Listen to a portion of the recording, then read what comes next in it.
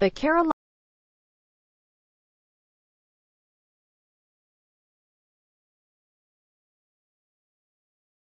Panthers' playoff berth nearly slipped through quarterback Cam Newton's hands, but the quarterback scooped up the football and plowed into the end zone with 35 seconds to play to lift Carolina to a 22-19 victory over the Tampa Bay Buccaneers on Sunday. The victory secured a playoff position for the Panthers and kept Carolina in the running for the NFC South title. Newton had a tough day through the air against Tampa Bay, when the Panthers got possession with 3 minutes to play, trailing 19-15.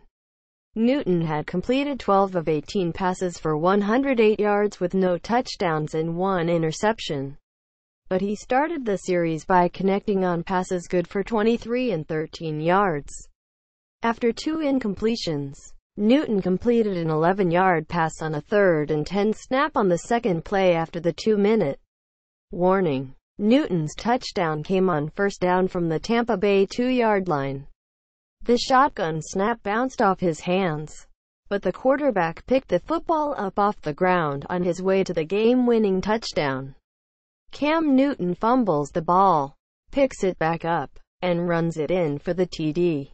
#PanthersPick. Twitter, com, KTCFSW6SVS, NFL Stats. At NFL_stats. December 24, 2017. I was so locked into, am I going to jump, or I didn't know what to expect. Newton said. They'd been doing a great job with disguising all day. They gave me a couple of options there at the end to decide what I wanted. I felt as if the run was the best play because they were still in a favorable coverage. So when I got the snap, it was a perfect snap. My knuckles actually hit the ball. I'm just happy it wasn't a pass play, because if it was, the offensive line would have come back. Everyone was moving forward, which allowed me in. Some say it was kind of good because it froze everybody, too. I'm just happy that we scored. Now the real football starts with playoffs. Quote, Cam Newton with the birthday candle celebration pic. Twitter, com, T3NH3V8LQ1, Mike Tonneson. At XMassApe. December 24, 2017. Newton ran for 52 yards on 14 carries in the game. That boosted his career total to 263 rushing yards, allowing him to pass Steve Young for no. 2 on the NFL's all-time list. Randall Cunningham holds the NFL record for rushing yards by a quarterback with 4,928. The touchdown was Newton's 54th, which extended his NFL record for rushing TDs by a QB. Newton finished 16 of 25 passing for 160 yards with no touchdowns and 1 interception. At 10-4, Carolina remains tied with the New Orleans Saints for the top spot in the NFC South with 1 game remaining in the regular season, because the Panthers lost both of their games to the Saints this season. They have to finish ahead of New Orleans to earn the division's No. 1 seed for the playoffs. Carolina plays the Atlanta Falcons and the Saints face the Buccaneers on New Year's Eve. Atlanta would become the 3rd NFC South member in the conference's 6-team playoff field by beating the Panthers. Cam had a special meeting after the game with patients from Levine Children's Hospital. #That'sOrkB. Pick. Twitter, com, AnkPalmsVD, Carolina Panthers. At Panthers. December 25, 2017. Newton was among the 20 former Auburn players who got on the field during the 16th Sunday of the NFL's 2017 season. Other former Auburn players who started on Sunday included inside linebacker Carlos Dansby of the Arizona Cardinals made 10 tackles, including 1 behind the line of scrimmage, in a 23-0 victory over the New York Giants. According to Pro Football Reference, com, Dansby raised his career tackle total to 1,403. The most tackles made in the NFL by an Auburn alumnus is 1,425 by Takeo Spikes. Nose tackle Pat Sims of the Cincinnati Bengals. Right offensive tackle Sean Coleman of the Cleveland Browns.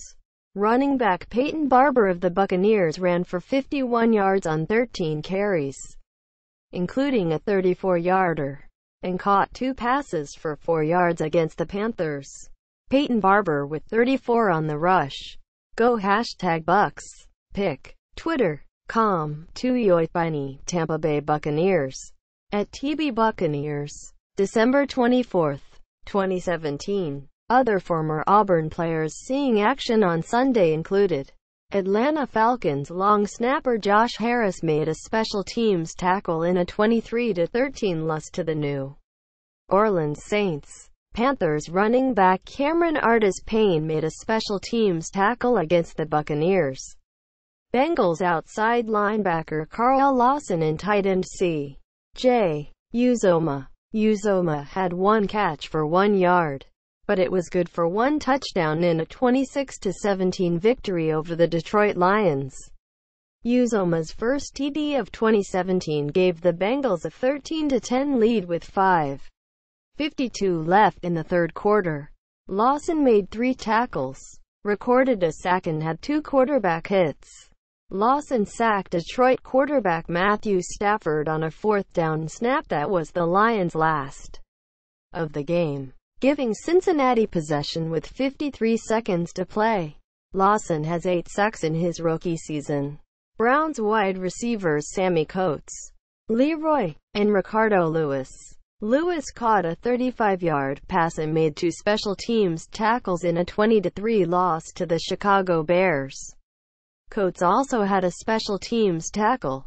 What a play by Ricardo Lewis. Pick.